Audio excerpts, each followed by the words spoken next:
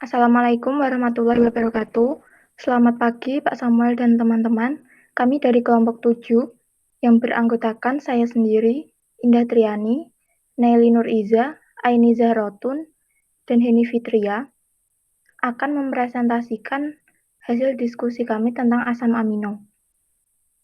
Yang pertama, sumber-sumber yang dapat digunakan sebagai bahan baku sintesis asam amino dengan metode hidrolisis protein yaitu ada 3 yang sudah kami temukan. Yang pertama, ada dari ikan selar kuning, yang kedua ada kacang gude, yang ketiga dari jeroan ikan kakap putih. Menurut penelitian Nurhayati et al. 2007, ikan selar kuning dapat dihidrolisis karena mempunyai kandungan protein yang cukup tinggi. Selanjutnya, menurut Prastika et al. 2019, jumlah asam amino bebas yang dapat dilepaskan selama proses hidrolisis protein kacang gude paling tinggi sebesar 2,4671 mg per mililiter.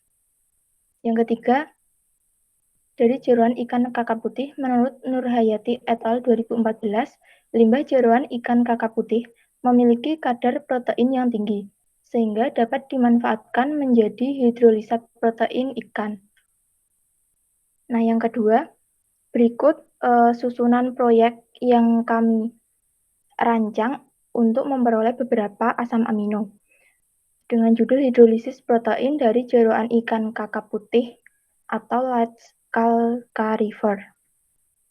Tujuannya yaitu untuk menentukan kondisi terbaik pembuatan hidrolisat protein dengan perlakuan konsentrasi enzim, waktu hidrolisis, dan tingkat keasaman pH yang berbeda, serta karakterisasi produk hidrolisat protein yang dihasilkan.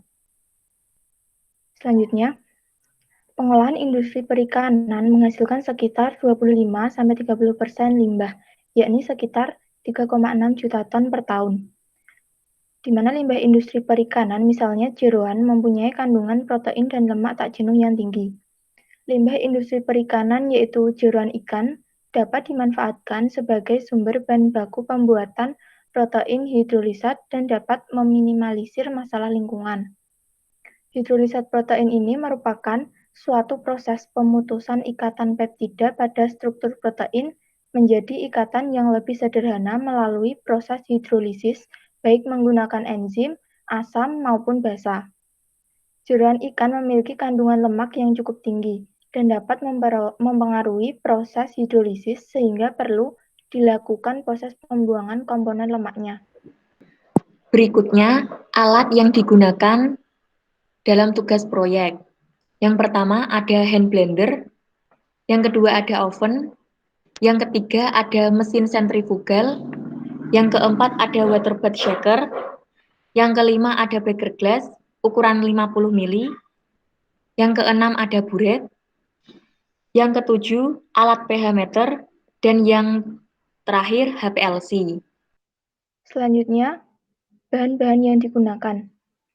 Yang pertama, jeroan ikan kakap putih, Aquades, enzim papain dengan aktivitas 30 sp per mililiter, NaOH merk, kertas pH, formaldehid merk 35%, selenium, H2SO4 merk, NaOH, HCl merk, H3PO3, pelarut heksana merk, HCl merk 0,1 N, enzim pepsin, NaOH 0,5 N, pankreatin, larutan buffer fosfat 0,2 M dengan pH 8, HCl 6N dan 0,01 N, gas N2, larutan buffer kalium borat dengan pH 10,4, pereaksi OPA, dan metanol merk. Selanjutnya, preparasi bahan baku. Yang pertama, jeroan ikan kakap putih dibersihkan dan dipisahkan menjadi masing-masing bagian, lambung, usus, hati, dan limfa. Kemudian, lemak yang melapisi bagian jeroan dibuang. Lalu, bagian jeroan, lambung, usus, hati, limfa ditimbang. Dan yang terakhir, jeroan dianalisis secara proksimat. Sumber AOAC 2005. Selanjutnya, ada proses pembuangan lemak yang dimodifikasi. Pembuangan komponen lemak dalam jeroan ikan dilakukan menggunakan suhu yang rendah. Sampel jeroan ikan dicampur dengan air dengan perbandingan 1:1 menggunakan homogenizer dan dipanaskan pada suhu 85 derajat Celcius selama 20 menit. Kemudian, sampel didinginkan. Setelah itu, sampel yang telah didinginkan disentrifugasi pada 6.000 gram dengan suhu 10 derajat Celcius selama 20 menit dengan tujuan untuk menghilangkan lapisan lemak sehingga diperoleh residu yang kaya akan protein. Penentuan kondisi terbaik hidrolisis. Penentuan kondisi terbaik hidrolisis dievaluasi melalui 3 parameter yang berbeda, yaitu konsentrasi enzim terbaik, waktu hidrolisis terbaik, dan pH terbaik. Konsentrasi enzim papain yang digunakan dalam penentuan kondisi hidrolisis terbaik yaitu 0,05% P/C, 0,1% P/C, 0,15% P/C, dan 0,2% P/C. Yang kedua, waktu hidrolisis yang digunakan yaitu 2 jam, 3 jam, 4 jam, dan 5 jam.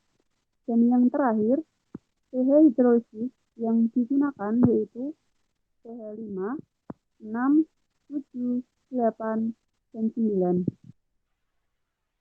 Selanjutnya, yaitu hidrolisis protein yang dimodifikasi. Nah, di sini pembuatan hidrolisat protein ikan dilakukan melalui reaksi hidrolisis enzimatis menggunakan enzim papain. Filtrat yang kaya akan protein dari hasil pembuangan komponen lemak dihomogenkan menggunakan air dengan perbandingan 1:2.